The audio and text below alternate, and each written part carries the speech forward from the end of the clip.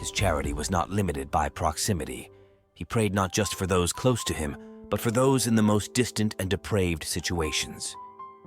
Abraham believed that no place was beyond the reach of God's mercy, and he hoped that even in the midst of such a morally corrupt society, God might still find a reason to show grace. As Abraham continued to intercede for Sodom, his prayer became a dialogue, not a monologue. He spoke with God as a friend speaks to a friend. This was not the act of someone attempting to manipulate God, but rather someone earnestly seeking the best for others, even when it seemed like all hope was lost. Abraham's boldness and confidence were not in his own strength, but in God's ability to show mercy.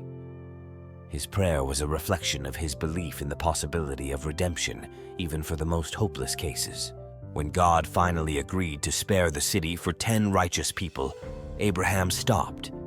But why did he stop praying when he had already reduced the number so far? Perhaps it was a realization that God's judgment was already decided. Abraham, seeing God's justice, understood that there were no more righteous people to be found in Sodom.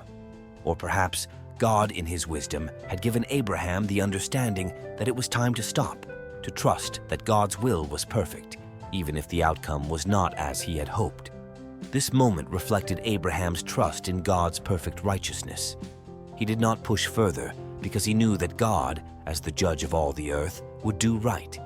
When Abraham ceased praying, God's judgment was set into motion.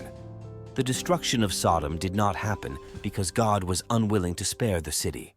It happened because there were no righteous people left to intercede. However, the mercy shown to Abraham's nephew Lot and his family proved that God's grace is still extended, even when destruction is inevitable. Abraham's prayer was answered in a way he did not expect, but it showed him that his intercession had not been in vain. God honored his prayer by rescuing Lot, a righteous man, from the coming judgment. In the end, Abraham returned to his place, his heart still full of faith in God's righteousness, even though the outcome was not what he had hoped for. His prayer had not only revealed God's justice and mercy, but had strengthened his own faith.